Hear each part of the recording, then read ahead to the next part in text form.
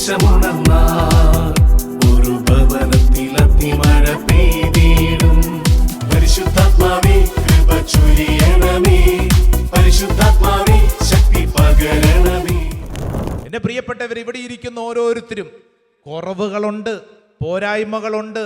എല്ലാത്തിൻ്റെ നടുവിൽ നമ്മളൊരു കാര്യം വിശ്വസിക്കണം. ഞാൻ ദൈവത്തിൻ്റെ കരവേലയാണ്. അതുകൊണ്ട് ആ വചനം പഠിപ്പിച്ചിരിക്കുന്നത്, ഞാൻ അങ്ങേ സ്തുതിക്കുന്നു, അങ്ങനെ വിസ്മയനീയനായി സൃഷ്ടിച്ചു, വിസ്മയനീയനായി സൃഷ്ടിച്ചു. Price the Lord, hallelujah. നീ എന്ന് പറയുന്ന വ്യക്തി തന്നെ ഒരു അത്ഭുതമാണ്. നിങ്ങൾക്ക് തോന്നിയിട്ടുണ്ടോ? നമ്മളെ ഈ ശരീരം ഉണ്ടല്ലോ, ഒരു അത്ഭുതമാണ്.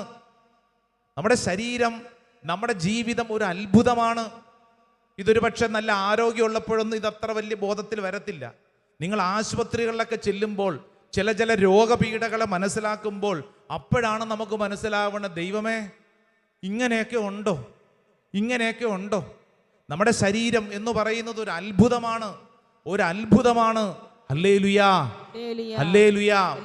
ഏതെങ്കിലും രോഗപീഠകളാൽ ആശുപത്രികളിൽ കിടക്കേണ്ടി വന്നിട്ടുള്ളവരെന്ന് കൈപൊക്കിക്കേ. ഏതെങ്കിലും രോഗപീഠകളാൽ ആശുപത്രിയിൽ കിടക്കേണ്ടി വന്നിട്ടുള്ളവർ കുറേ അധികം പേരുണ്ട്. കുറച്ച് പേർക്ക് അതിനുള്ള ഭാഗ്യം കിട്ടിയിട്ടില്ല. എന്തെങ്കിലും ആ ഭാഗ്യം കിട്ടുമായിരിക്കും അല്ലേ? ദൈവം അനുഗ്രഹിക്കട്ടെ.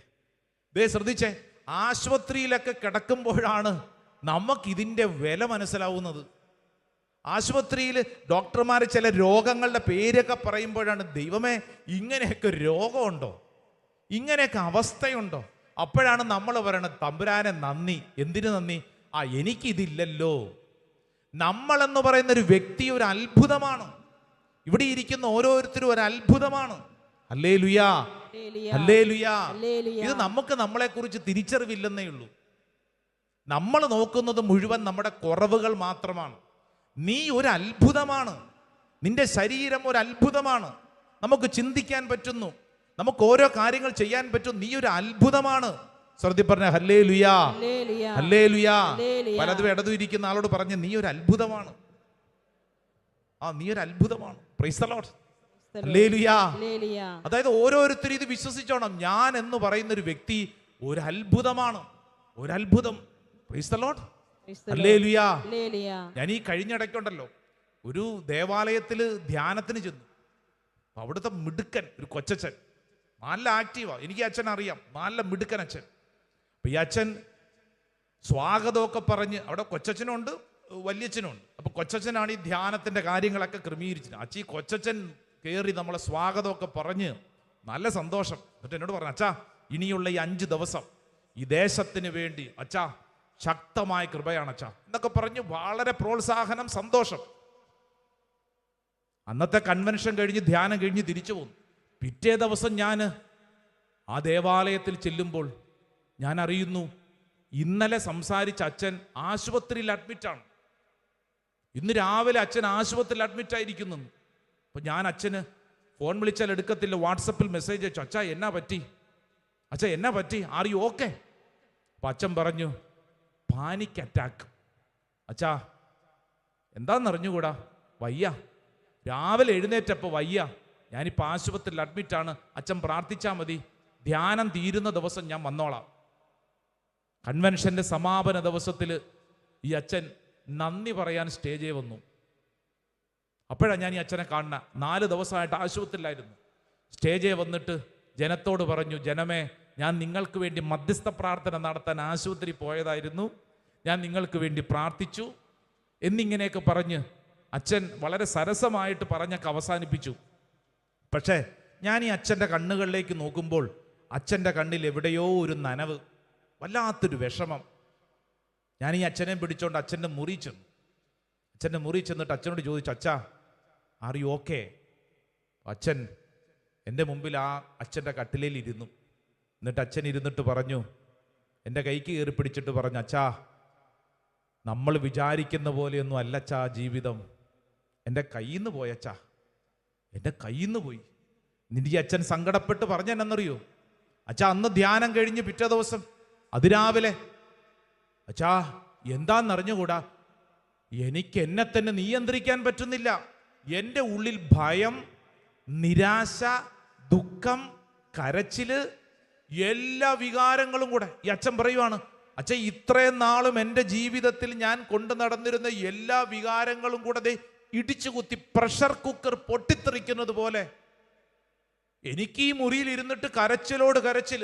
അച്ഛൻ എന്നിട്ട് ആ തലയണ പറിച്ചിട്ട് പറയാം, അച്ഛാ ഈ തലയണ കെട്ടിപ്പിടിച്ച് ഞാൻ ഇവിടെ ഇരുന്ന് കരയാൻ തുടങ്ങി, എന്ത് ചെയ്യും? എന്നിട്ട് ഞാൻ ഈ അച്ഛൻ ഒരു കൂട്ടുകാരനായിട്ടുള്ളൊരു സഹോദരനെ വിളിച്ച് എന്നിട്ട് അവനോട് പറഞ്ഞു, ദേ എൻ്റെ കയ്യിൽ നിന്ന് ജീവിതം പോയിരിക്കുക, എന്നെ ഒന്ന് പെട്ടെന്ന് ആശുപത്രി കൊണ്ടുപോണേ. കാറ് വന്നു, ആരോടും പറഞ്ഞില്ല. കൊച്ചുവെളുപ്പാൻ കാലത്ത് ഓടി ഈ തലയണെ കെട്ടിപ്പിടിച്ചോണ്ട് കാറെ കയറി ഇരുന്നു. ഈ അച്ഛൻ അവിടെ ഇരുന്നുകൊണ്ട് കരയുവാണ്. കൂട്ടുകാരനൊന്നും മനസ്സിലാവുന്നില്ല. ഈ അച്ഛൻ കരച്ചിലോട് കരച്ചില്. ഈ കരച്ചിലിനിടയിൽ എന്തൊക്കെയോ പറയുന്നു. ആശുപത്രി ചെല്ലുന്നു, പരിചിതമായ ഹോസ്പിറ്റലാണ്. അവിടെ ചെന്നപ്പോൾ ഡോക്ടറോട് പറയും, ഡോക്ടറെ എന്നെ എന്തെങ്കിലും ചെയ്യ്. ഉറക്ക ഗുളിക കൊടുക്കുന്നു, എവിടെ 3-4 ഗുളിക കൊടുത്തിട്ടൊന്നും ഏറ്റില്ല.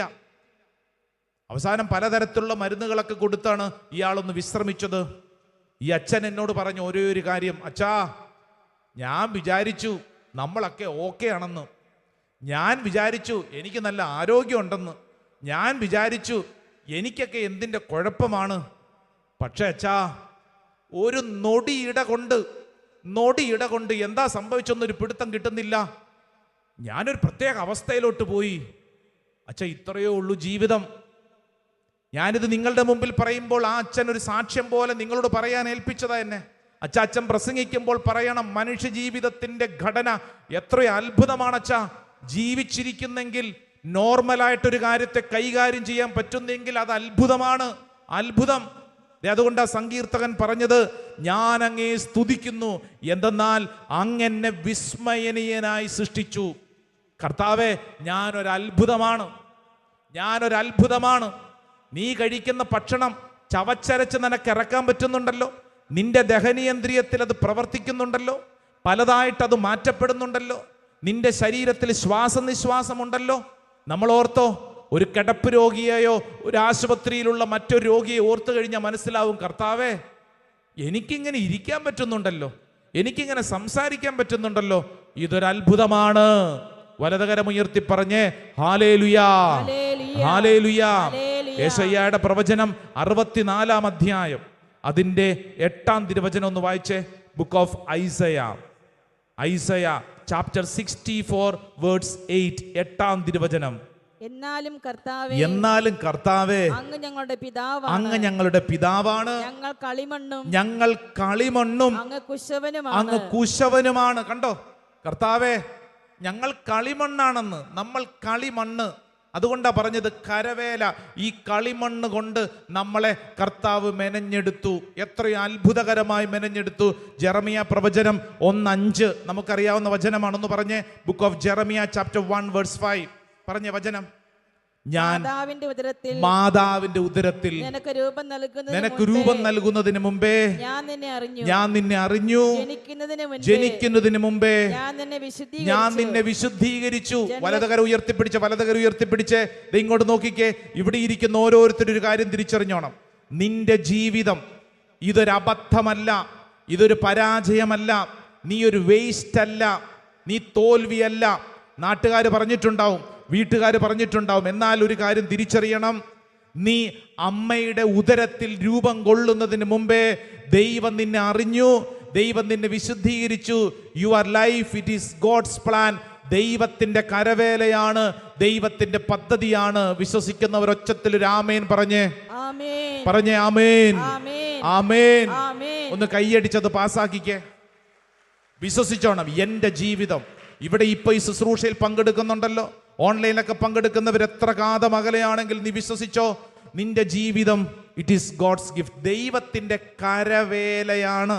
അല്ലാതെ ഇത് അബദ്ധമല്ല, പരാജയമല്ല. ചില കാര്യങ്ങൾ നമ്മൾ പരാജയമാണെന്ന് തോന്നും, വിചാരിക്കുന്നത് പോലെ കാര്യങ്ങൾ നടന്നില്ല എന്നുള്ള ദുഃഖം ഉണ്ടാവും. ബട്ട് വിശ്വസിച്ചോണം, ഇതിനൊക്കെ ഉപരി ദൈവമേ അങ്ങയുടെ കരവേലയാണ്. വിശുദ്ധ ഗ്രന്ഥം അതാ നമ്മുടെ മുമ്പിൽ പഠിപ്പിക്കുന്നത്. നാം ദൈവത്തിന്റെ കരവേലയാണ്. നാം ചെയ്യാൻ വേണ്ടി ദൈവം മുൻകൂട്ടി ഒരുക്കിയ സൽപ്രവൃത്തികളാൽ യേശു ക്രിസ്തുവിൽ സൃഷ്ടിക്കപ്പെട്ടവരാണ്. അതാണ് അതിന്റെ പ്രത്യേകത. നീ യേശു ക്രിസ്തുവിൽ സൃഷ്ടിക്കപ്പെട്ട വ്യക്തിയാണ്. അടുത്തിരിക്കുന്ന ആളോട് പറഞ്ഞേ, നീ യേശു ക്രിസ്തുവിൽ സൃഷ്ടിക്കപ്പെട്ട വ്യക്തിയാണ്. നീ വെറുതെ ഉണ്ടാക്കപ്പെട്ടതല്ല, എവിടെയോ എങ്ങനെയോ ജീവിച്ച് തീരാനായിട്ട് സൃഷ്ടിക്കപ്പെട്ട വ്യക്തിയല്ല, മറിച്ച് നീ യേശു ക്രിസ്തുവിൽ സൃഷ്ടിക്കപ്പെട്ട വ്യക്തിയാണ്. പൗലോസ് ശ്ലീഹ കൊറിന്തോസുകാർക്ക് എഴുതിയ ലേഖനം 2 Corinthians chapter 5 verse 17, 5-ാം അധ്യായം അതിൻ്റെ 17-ാം തിരുവചനം ഒന്ന് വായിച്ച്. 17, ക്രിസ്തുവിലായിരിക്കുന്നവൻ പുതിയ സൃഷ്ടിയാണ്, പഴയത് കടന്നുപോയി, ഇതാ പുതിയത് വന്നു കഴിഞ്ഞു. ക്രിസ്തുവിലായിരിക്കുന്നവൻ, അതാണ് നമ്മുടെ ബെനിഫിറ്റ്. ഈ ശുശ്രൂഷയിൽ പങ്കെടുക്കുന്നവരുടെ ഏറ്റവും വലിയ കൃപയത, ഞാൻ ക്രിസ്തുവിൽ സൃഷ്ടിക്കപ്പെട്ട വ്യക്തിയാണ്. ഹല്ലേലൂയ. ഓരോരുത്തരും പറഞ്ഞ, ഞാൻ ക്രിസ്തുവിൽ സൃഷ്ടിക്കപ്പെട്ട വ്യക്തിയാണ്. വെറുതെ സൃഷ്ടിക്കപ്പെട്ടതല്ല, നീ വെറുതെ ഒരു മണ്ണല്ല, മറിച്ച് ഞാൻ ക്രിസ്തുവിൽ സൃഷ്ടിക്കപ്പെട്ട. അങ്ങനെയെങ്കിൽ എന്താ പ്രത്യേകത?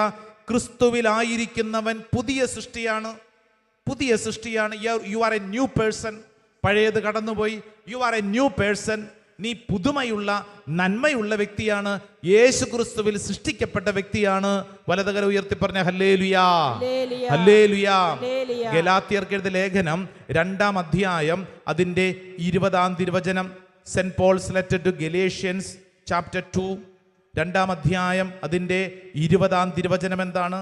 ഞാൻ ക്രിസ്തുവിനോടുകൂടെ ക്രൂശിതനായിരിക്കുന്നു, ഇനിമേൽ ഞാനല്ല ജീവിക്കുന്നത്, ക്രിസ്തുവാണ് എന്നിൽ ജീവിക്കുന്നത്. കണ്ടോ പൗലോസ് ശ്ലീഹ പറയാണ്, ഞാൻ ക്രിസ്തുവിനോടുകൂടെ ക്രൂശിതനായിരിക്കുന്നു, ഇനിമേൽ ഞാനല്ല ജീവിക്കുന്നത്, ക്രിസ്തുവാണ് എന്നിൽ ജീവിക്കുന്നത്. പറഞ്ഞേ ആമേൻ, ആമേൻ. ഇത് നമുക്ക് കിട്ടുന്ന വലിയൊരു വെളിപ്പെടുത്തലാണ്. ഈ ശുശ്രൂഷയിൽ പങ്കെടുക്കുന്ന ഓരോരുത്തരും ശ്രദ്ധിച്ച് ഈ വചന ഹൃദയത്തിലോട്ട് സ്വീകരിച്ചോണം. ഞാൻ ക്രിസ്തുവിൽ പുതിയ വ്യക്തിയാണ്.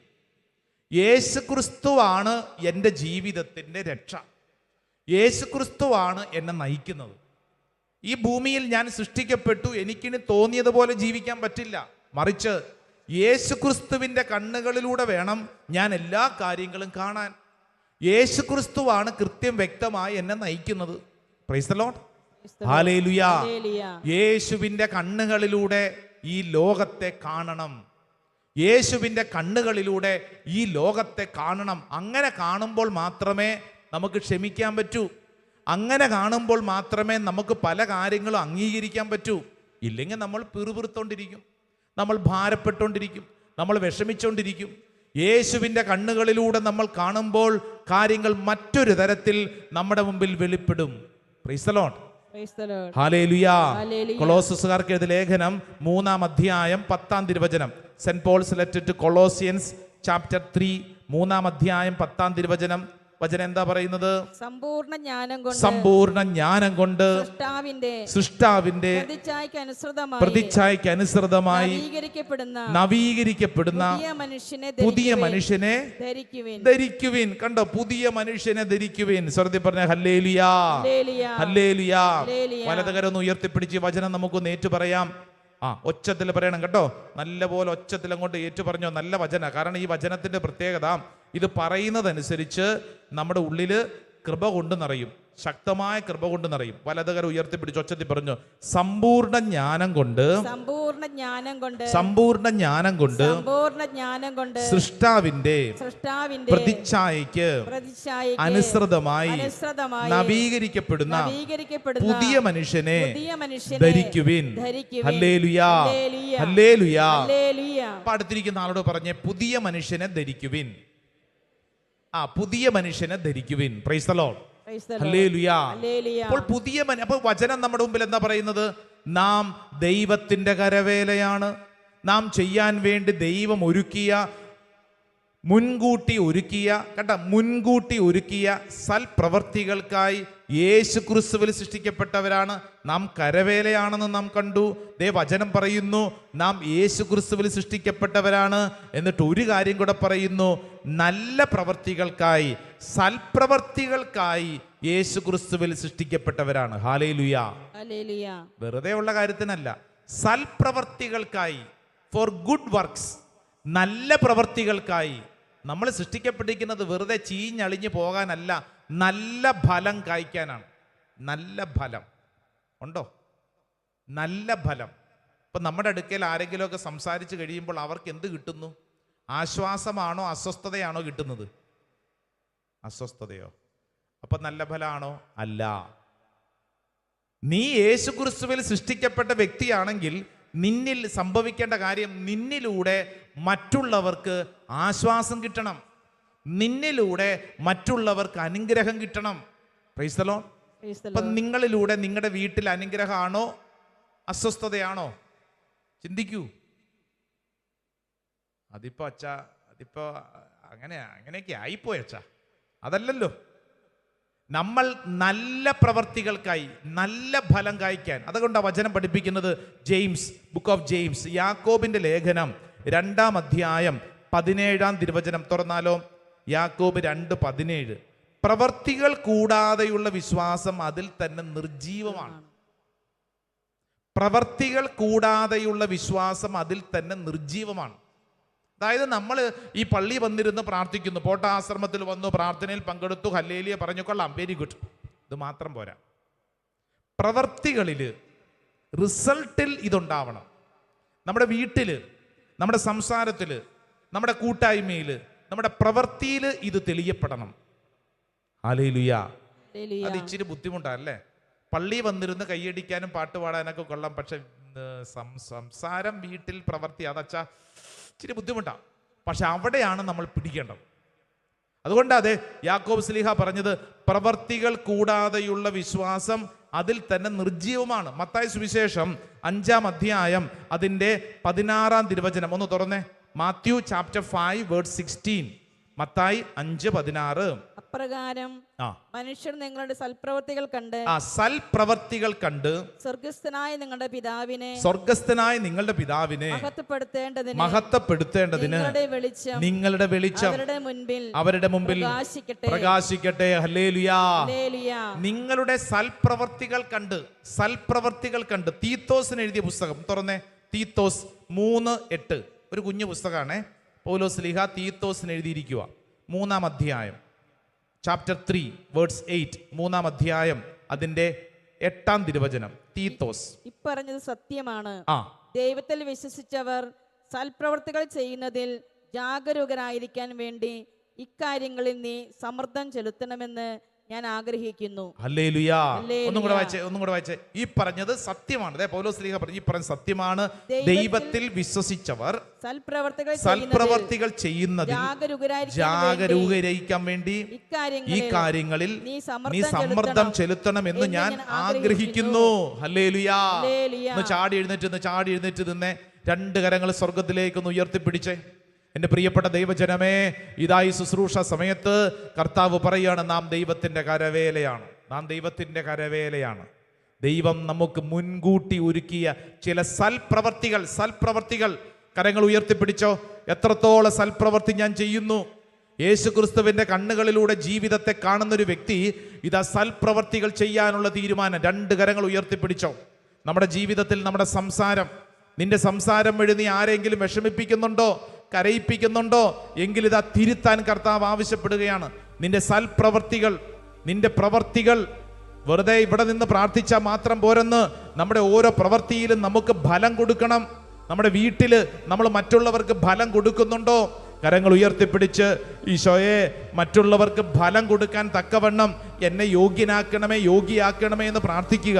കരങ്ങൾ ഉയർത്തിപ്പിടിച്ച് ആഗ്രഹിക്കണം. കർത്താവേ, ഞാൻ മറ്റുള്ളവർക്കൊരു ശല്യമാകാതെ മറ്റുള്ളവർക്കൊരു അനുഗ്രഹമാകാൻ കർത്താവെ അനുഗ്രഹിക്കണം. ഏതെങ്കിലും തരത്തിൽ ഇന്ന് നീ ശല്യമാണെങ്കിൽ ആ ശല്യത്തെ ഈ അൾത്താരിൽ സമർപ്പിച്ച്, ആ നെഗറ്റീവിനെ, ആ നിഷേധാത്മകമായ വികാരത്തെ അൾത്താരിൽ സമർപ്പിച്ച്, ഈശോയെ, എൻ്റെ ജീവിതം മറ്റുള്ളവർക്ക് ഒരു അനുഗ്രഹമാകാൻ ഞാൻ ആഗ്രഹിക്കുന്നു. കരങ്ങൾ ഉയർത്തിപ്പിടിച്ച് സ്വരമുയർത്തി ഈശോയെ എന്ന് വിളിച്ചൊന്ന് സ്തുതിച്ചേ. നാവ് തുറന്ന് സ്തുതിച്ചേ. സ്വരമുയർത്തി സ്തുതിച്ചേ. ദൈവത്തിന്റെ ആത്മാവ് നമ്മൾ പ്രവർത്തിക്കട്ടെ. ഒരു പുതിയ അഭിഷേകം കർത്താവ് നമ്മുടെ മേൽ ചൊരിയട്ടെ. ആഗ്രഹിച്ച് പ്രാർത്ഥിക്കുന്നു. കൃപയ്ക്ക് വേണ്ടി പ്രാർത്ഥിക്കുന്നു. ഒരു പുതിയ അഭിഷേകം നിറയപ്പെടാൻ പ്രാർത്ഥിക്കുന്നു. ആരാധന ആരാധന ആരാധന ആരാധന ആരാധന ആരാധന ആരാധന ആരാധന ആരാധന ആരാധന. കൈകളടിച്ചേ, ശക്തമായിട്ട് കൈയടിച്ചേ. യെസ് കർത്താവെ, ഞങ്ങൾ വിശ്വസിക്കുന്നു. ഞങ്ങൾ സംഭവിക്കട്ടെ, ഒരു പുതിയ കൃപ സംഭവിക്കട്ടെ. ദൈവശക്തി പഠിക്കേ. ഈ നിമിഷം ദൈവശക്തി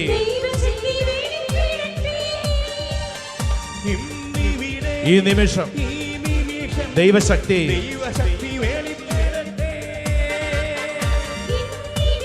ഈ നിമിഷം ദൈവശക്തി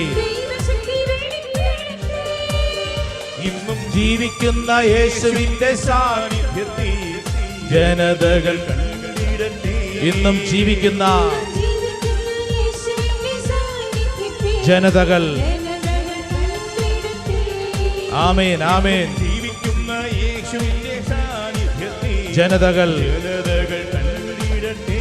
ഇന്നും ജീവിക്കുന്ന ജനതകൾ രണ്ട് കരങ്ങൾ ഉയർത്തിപ്പിടിച്ച് ഈശോയെ എന്നൊന്ന് വിളിച്ച് വലിയൊരു അഭിഷേകം സംഭവിക്കട്ടെ. ഈ പ്രാർത്ഥന ശുശ്രൂഷ സമയത്ത് സംഭവിക്കട്ടെ. പ്രാർത്ഥിക്കുന്ന ഓരോ വ്യക്തിയിലും സംഭവിക്കട്ടെ. ദൈവത്തിന്റെ ആത്മാവ് ഭരിക്കട്ടെ. ഒരു പുതിയ കൃപയിലേക്ക് നയിക്കപ്പെടട്ടെ എന്ന് പ്രാർത്ഥിക്കുന്നു. Hallelujah hallelujah hallelujah hallelujah. ദൈവശക്തി വെളിപ്പെടട്ടെ. കൃപയ്ക്ക് മേൽ കൃപ വെളിപ്പെടട്ടെ. ആരാധന ആരാധന ആരാധന ആരാധന ആരാധന. Hallelujah hallelujah hallelujah. രണ്ട് കരങ്ങളും നെഞ്ചോട് ചേർത്ത് വിശ്വസിച്ചോ.